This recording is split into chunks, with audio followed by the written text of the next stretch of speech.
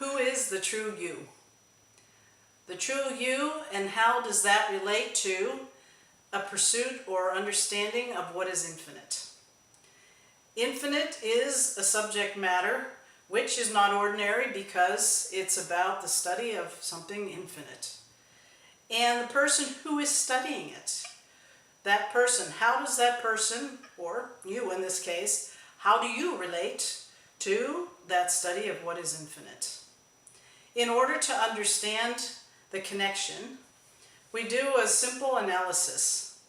Even though the subject matter itself is infinitely vast and deep, yet at the same time, it's up close and personal and immediate.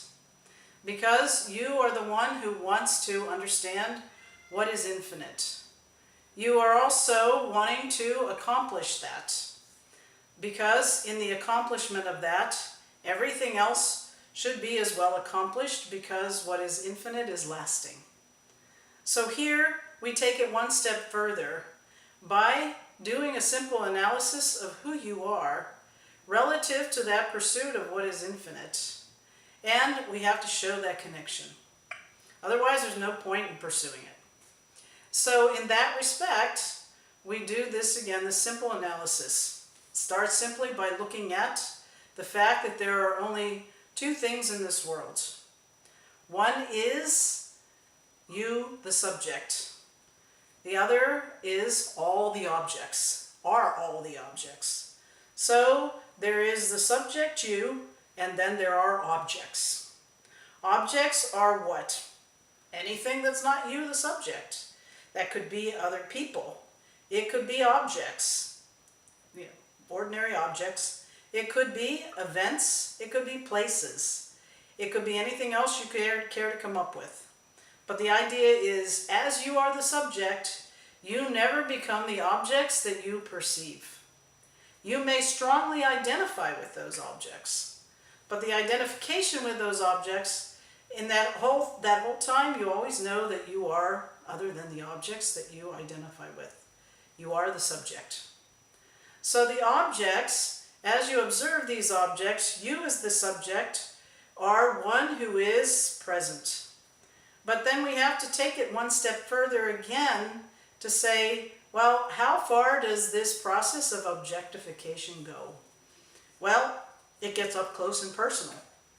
Because you then have to say, well, if I am not any of the objects, and as the subject, how would I be characterized? Then you have to look at what you have experienced all day, every day, in terms of your body and your mind. You have to ask yourself, is the body, my body, a subject or an object? Is my mind a subject or an object? Well, two things out of the gate. One is that you observe your body as an object, and you observe your mind as an object, and you even say, I just said, my mind, my body. My is possession. My is not me, like my book, my car, my house, my friends. All of those are not me. They belong to me. They are associated with me, but they are not me.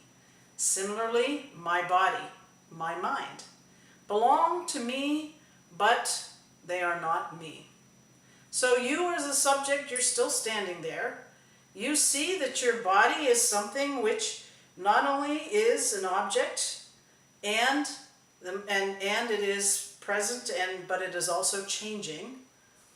Still, too, the mind is the same way. It's there, but it is changing. You as the subject, the observer, the witness, what are you doing? You're watching. Watching what? My mind change. My body change. And you as the subject, therefore, as you are watching this change, you cannot be the change that you are watching. Because you couldn't see it. If you were changing, you wouldn't know you were changing. But you observe this change. Changing what? Changing mind, changing body, changing world. Everything else is changing. But you are not changing. The subject you is is not changing. And you cannot objectify yourself. You can try, but we would say you as the subject, you are not subject to objectification. You are always awareful, present, witnessing everything else change. You are not changing. If you are not changing, then you must necessarily be what is infinite, because infinite is something which is not changing. If it is not changing, that means all that's left is you as the subject who is infinite. So there's your connection right there. You are infinite, unchanging. Everything else is changing. And you as the one who is infinite and unchanging are ever present. Wherever you go, there you are. Bumper stickers support us that way. So you are ever present, unchanging.